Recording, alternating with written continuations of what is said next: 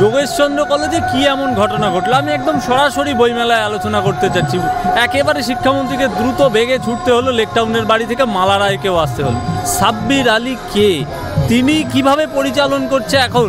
যে কোথায় সরস্বতী পুজো হবে, ঠিক কোথায় গেল এই শিক্ষা ব্যবস্থার অবস্থা, যাতে সাব্বির আলী ঠিক করে দেবে তারপরে সরস্বতী পুজো হবে? না, সাব্বির আলী বা XYZ নিয়ে সরস্বতী পুজোর ব্যাপারটা এখানে একদমই নয়। ব্যাপারটা এইভাবে প্রোপাগেট করা হয়েছে। এখন কি দেখো তো, তোমাদের মতন তো সবাই ওপেন মিডিয়া নয়, এখন অনেকটা হচ্ছে মিডিয়েটেড মিডিয়া, যেখানে নিউজগুলোকে পারপাসিভলি, আমি সেই জন্যই বলছি যে তোমরা যে সুযোগটা দিলে তার জন্য ধন্যবাদ।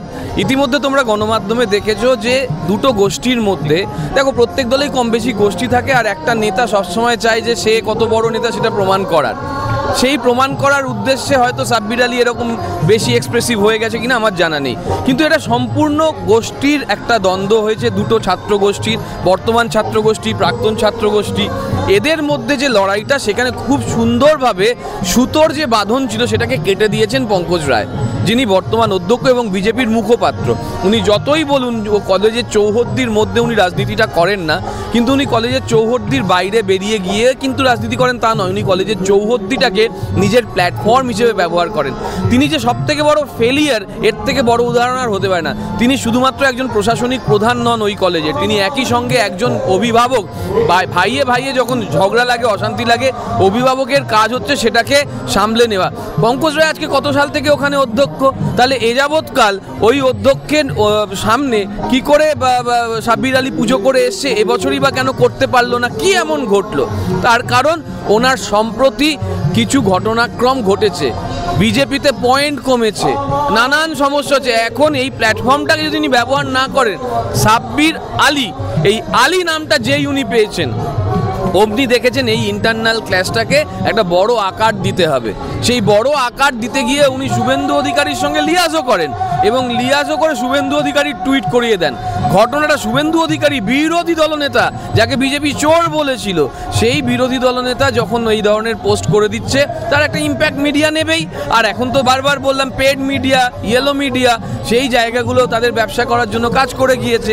কিন্তু ব্রাত্য বসু একজন অভিভাবক হিসেবে, প্রশাসক হিসেবে, বিশেষ করে অভিভাবক হিসেবে ওখানে পৌঁছেছেন, এবং পৌঁছে ওই ছাত্র প্রতিনিধিদের সঙ্গে কথা বলেছেন, যেটা আগেই অভিভাবক হিসেবে পঙ্কজ রায় করতে পারতেন। তারপরে দেখেছো অভিভাবক হিসেবে, প্রশাসক হিসেবে আজকে একটা গভর্নমেন্ট অর্ডার বেরিয়েছে, যেখানে প্রধানকে, আরেকজন প্রধানকে, যিনি অভিভাবকের ভূমিকা পালন করতে পারতেন সেই সময়, কিন্তু পঙ্কজ রায় যাকে ভুল বুঝিয়েছিলেন, সেরকম কিছু হতে পারে কিনা আমার জানা নেই।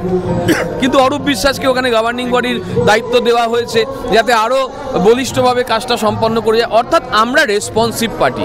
এরপরে বাম ছাত্ররা যেটা বলছে সেটাও গুরুত্বপূর্ণ। অরূপ বিশ্বাস কোথায়, কবে যুক্ত ছিল, এই দাবি তুলছে যে শিক্ষাঙ্গনের সঙ্গে যুক্ত নয় এমন ব্যক্তিরা বারবার জড়িয়ে পড়ছে।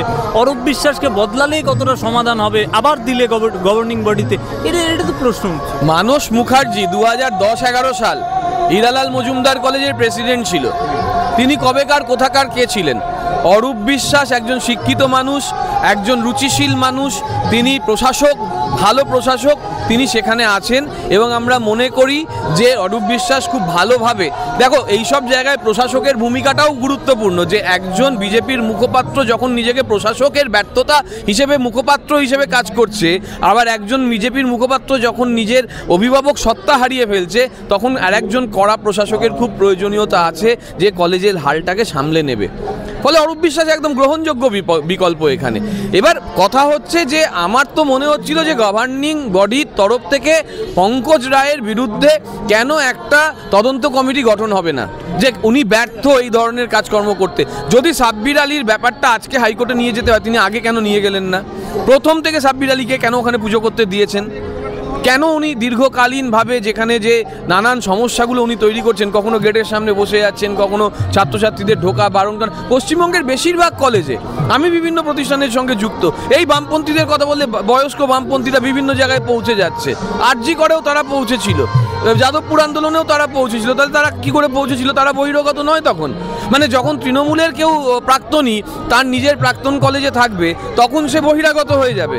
আর যখন যাদবপুরের কোনো প্রাক্তনী সিপিএমের হবে, সে বলবে আমি প্রাক্তনী, সে বহিরাগত নয়। ফলে এই বিতর্কটা চলবে। সিপিএম খুব ভালো বোঝে যে তারা এখন শূন্য কলসিতে পড়ে গেছে, সেই শূন্য কলসির থেকে বেরোনোর জন্য তারা নানান রকম আওয়াজ করছে, কিন্তু কখন ফেটে গেল কালীঘাটের ঢোল বা কালীগ্রামের ঢোল, সেটা করতে গিয়ে ওরা কালীঘাটের ঢোল ফাটাতে গিয়ে কালীরামের ঢোল ফাটিয়ে দিচ্ছে। কারণ ওরা তো এখন কালীরাম, মানে ওরা নিরপেক্ষ থাকতে গিয়ে ওরা মোটামুটি রামের সমর্থক হয়ে গেছে, তাই রামের সমর্থক হতে গিয়ে ওরা শূন্য হয়ে গেছে। এবার শূন্য হয়ে থেকে ফিরে আসতে গিয়ে কী করতে হবে?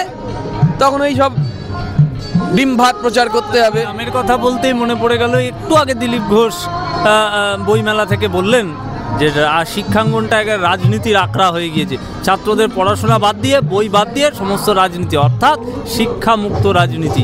কথা ছিল শিক্ষাঙ্গন মুক্ত রাজনীতি, দিলীপ ঘোষ একটু আগে। দিলীপ ঘোষ বইমেলায় এসছে, এই বড় কথা, 8 পাস ফিটার বলেছিল ওরই প্রাক্তন রাজ্য সভাপতি। 8 পাস ফিটার বইমেলায় এসছে কিসের জন্য? রাজনীতি ছাড়া কি এটা?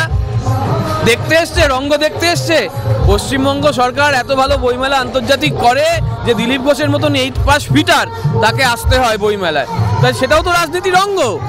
ফলে রাজনীতি বলতে যদি কেউ ভাবে যে মানে শুধুমাত্র দলীয় রাজনীতি, তা তো নয়।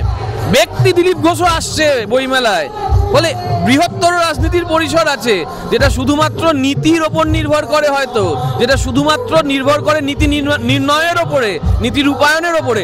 দিলীপ ঘোষ এগুলো যেদিন বুঝবে ততদিনে ওনার প্রাক্তন সভাপতি হয়তো গত হবেন, যিনি ওনাকে 8 ক্লাস ফিটার বলেছিলেন, ফলে ওনার 8 ক্লাস ফিটারের যে তকমা ততদিন পর্যন্ত থেকে যাবে।